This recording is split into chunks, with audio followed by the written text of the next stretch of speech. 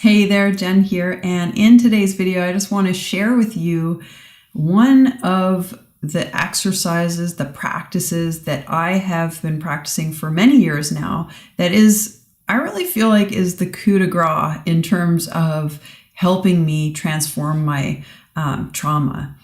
And it's still a work in progress, so I'm not somebody who has arrived and been there, done that. Like, I have no traumatic wounds that I need to process anymore. It's a work in progress, but it has helped me so much. So I want to share it with you.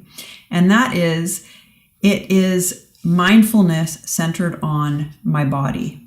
I feel like it's mindfulness centered on my nervous system, my emotional state, and my thoughts. So really just taking a bit of my attention and turning it and feeling my body and my mind. So feeling my whole body. I used to live where I was so much up here in my head, just blended with my thoughts and, going from one, triggered state to another, bouncing around like that.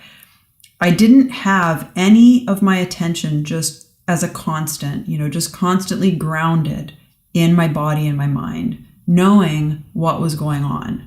And this was something that I needed to cultivate, and you will need to cultivate if you are not there yet, through practice. So daily practice. So taking a little bit of your attention and just feeling your body, feeling as, let's just say you're watching this video, but at the same time, right now, you can take a little bit of your attention and you can feel your feet.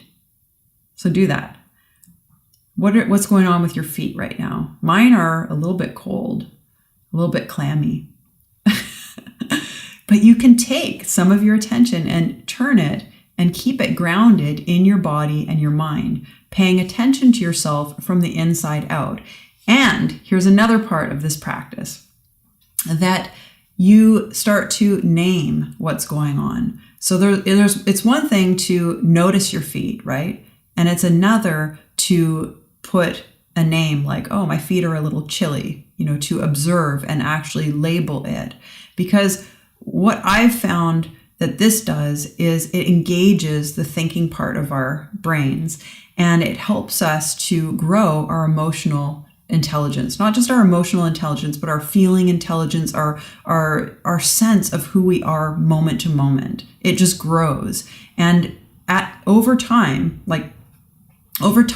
you start to become so much more in tune with the nuances. I imagine I'm not a wine drinker, but I imagine people, those ones that, are wine connoisseurs. For me, I'd take a sip and I wouldn't probably know the difference between, one red wine and the next red wine. But somebody who is a real connoisseur would be like, oh, this one tastes a little oak-like, or this one they become really adept at distinguishing because they become experts at tasting the wine. And in the same way, as you turn a little bit of your attention towards your body and you feel your body sensations and you feel your emotions and you observe your thoughts, you start to become so much more of an expert of yourself. And when we name those thoughts and those feelings, we keep ourselves, within this optimal zone of arousal, which is an added benefit. So we stay within our window of tolerance where we are both feeling and thinking at the same time.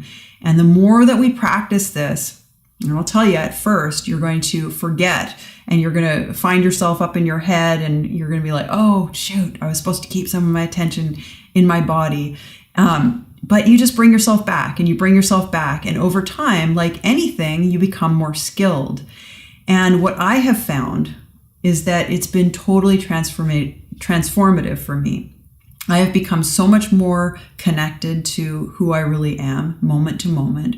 I have become so much less judgmental about my experience, so much more able to tolerate my emotions. And I have also found that, I used to have a raging inner critic. When I first started to pay attention to, what's going on in my mind, it was so incredibly eye-opening because most of the time there was like this horrible radio station going on about how awful I was. And over time, that radio station just sort of dimmed down and went away. Now, I didn't do anything except for turn my attention and just with openness and just observing and just being with my reality moment to moment. So I feel like this is a gift, not that I'm giving you, but it's a gift, a healing gift that we all have, the ability to practice. So I wanted to share it with you because it's just been so amazing for me. And I'm going to end this video and just ask you, have you practiced, mindfully turning your attention inward, feeling yourself from the inside out? And what has the experience been like for you? If not, I really encourage you to give this a try and remember that it's going to take some time to raise your awareness and to really be able to turn your attention and keep it there as you go throughout your day. It'll get better and easier over time. But that's what I have for you today. So if you've liked this video, as always, please give me a thumbs up. If you have anything to share, please leave me a comment down below because I love interacting with each and every one of you. And I wish you a beautiful day and much healing. And I look forward to sharing the next video with you in the near future.